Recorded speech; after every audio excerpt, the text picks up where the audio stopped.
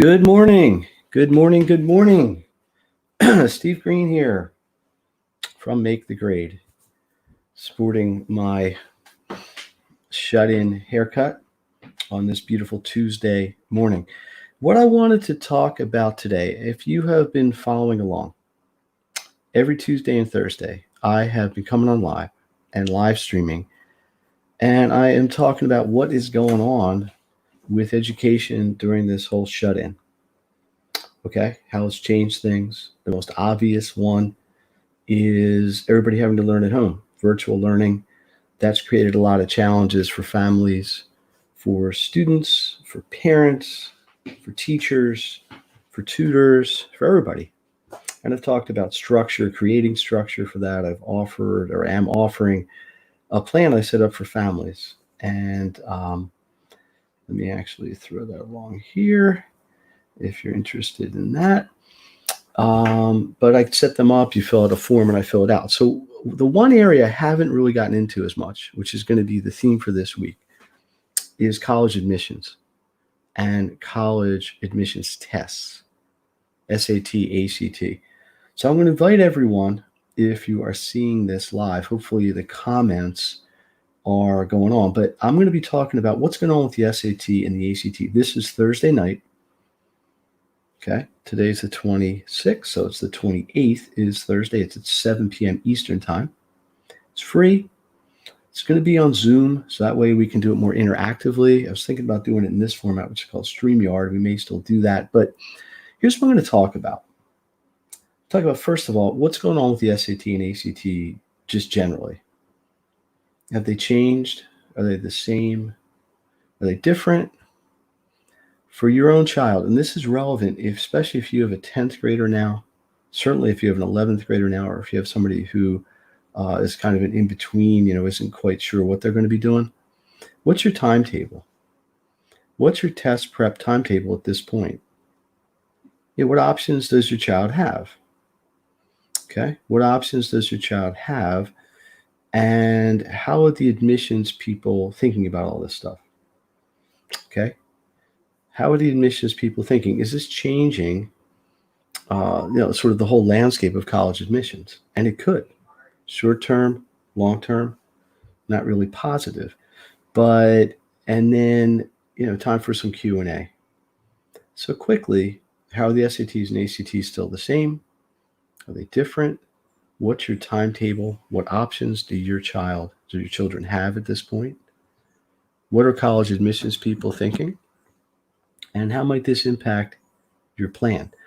I'm talking to a lot of kids now talking about a gap year. Saying, you know what, it's just a mess. The whole college thing's a mess. School's a mess. I'm not learning what I think I should. They're thinking about taking a year off in between. Not sure if that's a great idea or not. It's not a bad idea. Certainly gap years are not a new thing. It's really not the purpose of this discussion or Thursday. But I think the key thing is this. In a sense, the reason people go to middle school is to position themselves for high school. The reason people go to high school generally is to position themselves for college and beyond. Not everybody goes to college. That's okay. Plenty of ways you can make it through life, and maybe some of them are better. Frankly, at this point, I got a student of mine going to tech school, learn welding. Basically, right out there, it's any tuition they pay there, they're going to be making money in 2 years, and meanwhile, other kids are going to come out of college with a 6-figure debt. I don't know, maybe it's found its time, but here's the idea: is it's something you have to plan for. You cannot wake up one morning in November of your senior year of high school and all of a sudden try to figure out how you're going to get into college. Just doesn't work that way. You don't necessarily have to start at the beginning of 9th grade, but there are things you can do in 9th grade, certainly in 10th grade, and absolutely in 11th grade to make it happen. There's things you can do in the summers. So it becomes a much larger plan. Everything's been thrown into a little bit of a chaotic situation now because of the virus and the shutdown and the changes that's happened with schools. At least where I am, there were 3 SATs canceled, 2 ACTs canceled. They're starting to come back. There's an ACT in 2 or 3 weeks. I've got a number of students I'm prepping for it. and that keeps them on the journey.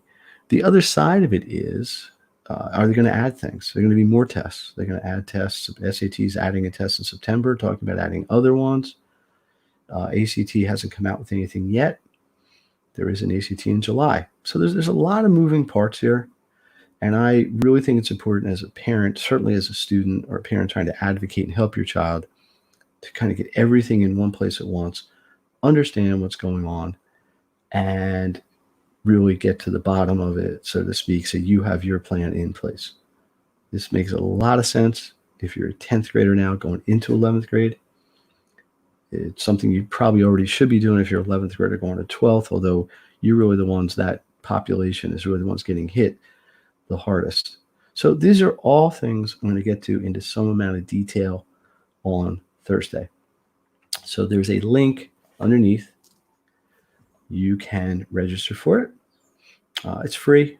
It's free. This is a public service, but it's here to help people. If you have questions, you can drop them in the chat here, or obviously Thursday night there'll be a lot of questions.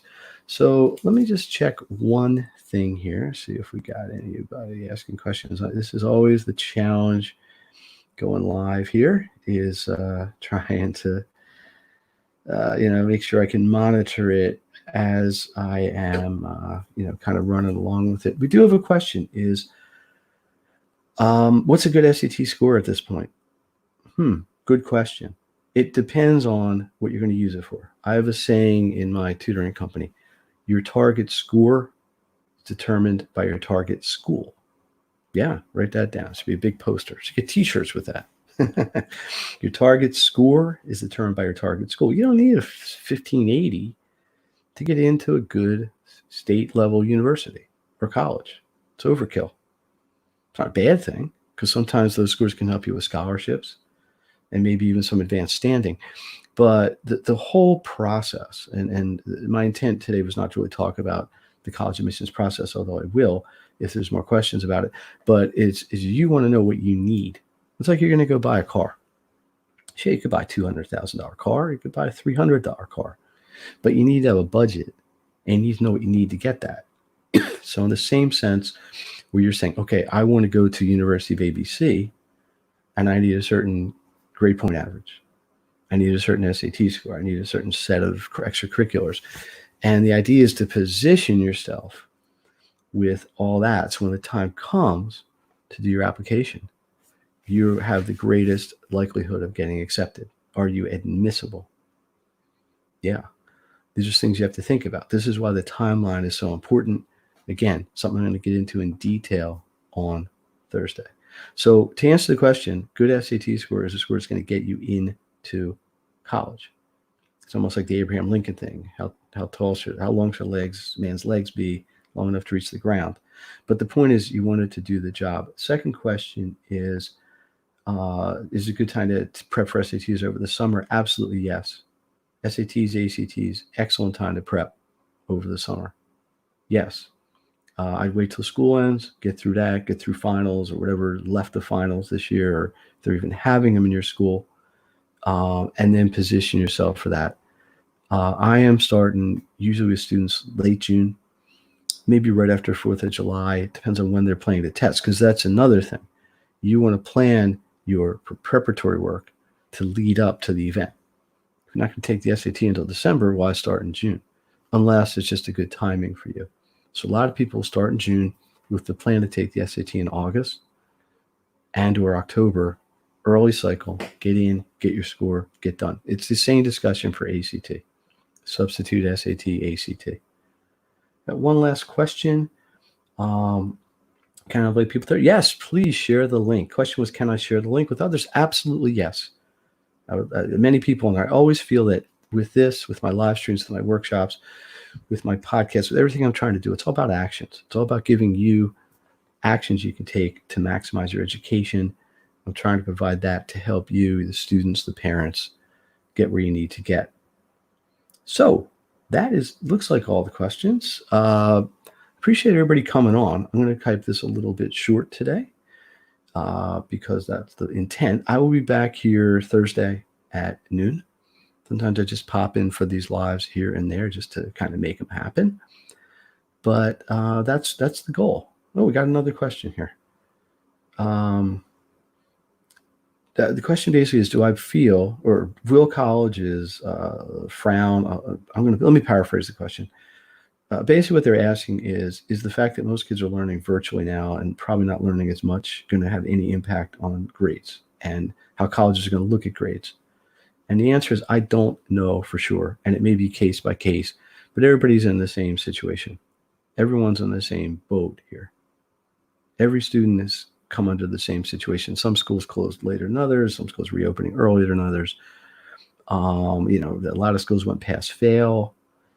I don't know exactly what the implications are and the ramifications are for that in terms of GPA.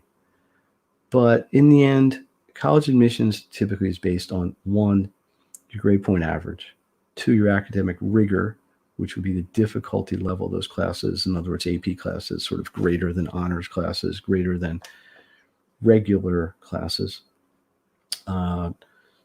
Test scores, SAT, ACT scores, extracurriculars, community service, essay, personal statement, visitation. There's a lot of mix in the stew of admissions, a lot of things that go in there. And those are the sort of things that everybody needs to consider. So just to kind of wrap this up, let me review again what we're going to talk about on Thursday night. This is 7 p.m. There is a link, or should be a link wherever you're watching this, to sign up. We're going to talk about the SAT and ACT. Have they changed at all? Are they the same? Are they different? Things change day to day in that world a little bit right now. What is a timetable? What's a good timetable for your child at this point to take the test? What options do you have today? And especially if you're a junior or becoming a senior, this is something that's very important that you want to pay attention to. What are the college admissions people thinking now? Has the thought process changed? Are they reevaluating it? There's articles. Some colleges are dropping SATs or considering making them optional. Will all this impact my kids' college plans, my child's college plans, or your own college plans if you're a student watching? Then, of course, we'll have some Q&A. So, Steve Green, let me just close out by saying I am still in the tutoring business. Give myself a little commercial here. If you need help with finals, you need help with math, science, anything, something I can do, give you some tips out of my book here. Just reach out. All the contact information is in the stream below. makethegrade.net. And I'll see you next time. Appreciate it. Have a great week. See you Thursday night.